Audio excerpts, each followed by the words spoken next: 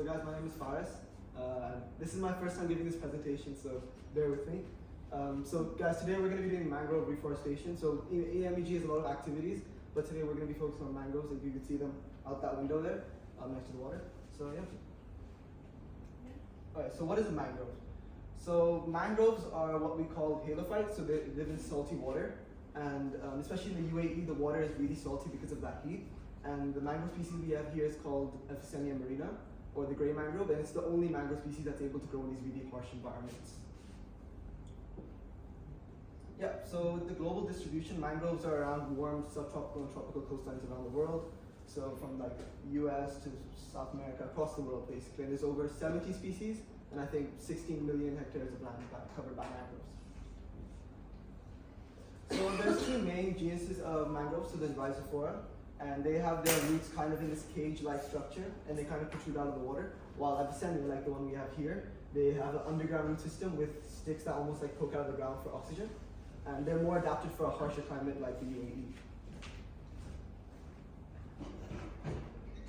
So the mangrove grows obviously in like coastal environments and muddy areas, and they grow within the intertidal zone. So it's the area between the low tide where the water is at its lowest area, and the high tide where the water is at its highest. So they will often receive like fluctuations in water levels.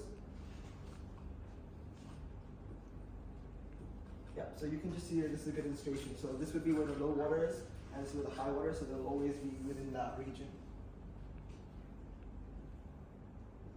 So this is what the low tide looks like, and this is what high tide looks like. It's a really big difference actually. But you can just see like the network of channels that spreads around the area. Now, this is really important. So the importance of mangroves.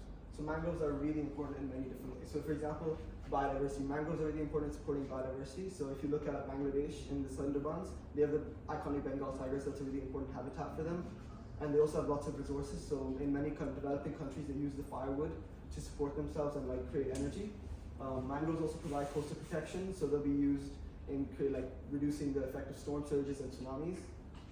And they also provide economic benefit, obviously, from the resources that provide, and climate regulation. Their mangroves are known as blue carbon, and they store 4 times the amount of carbon than any other ecosystem on Earth, which makes them really important, especially with climate change. And of course, the air quality, they filter the air through photosynthesis.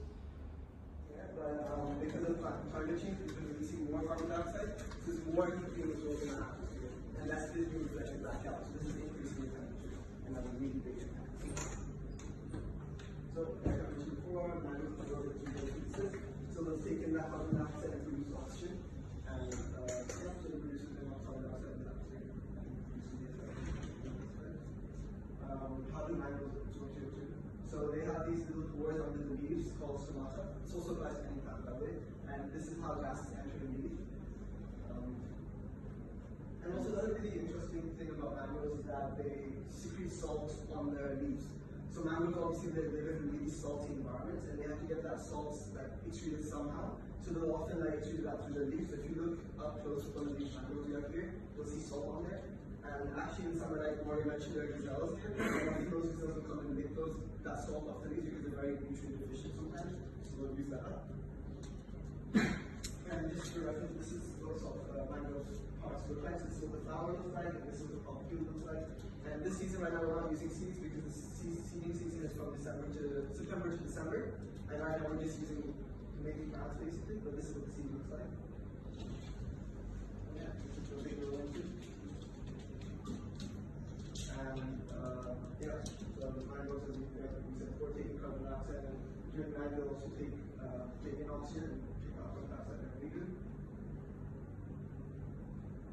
This is how the mangrove system works. So basically, this is all very muddy water or muddy mud, and the roots will often spread underneath like a carpet in the soil. But because it's so muddy and so thick, they need to get some type of oxygen into their roots, so they'll often have these sticks poking out, which you'll see when we get out there, like this. And this is what the Rhizophora would look like. They're more caged out and they have much more oxygen, so they don't have to have those sticks in, but because they live in a harsh environment with less oxygen, they can get those sticks poking out. Now, mangrove coverage is getting lost yearly by 2%, and 60% of this is because of human activities, so basically our fault. And how can we?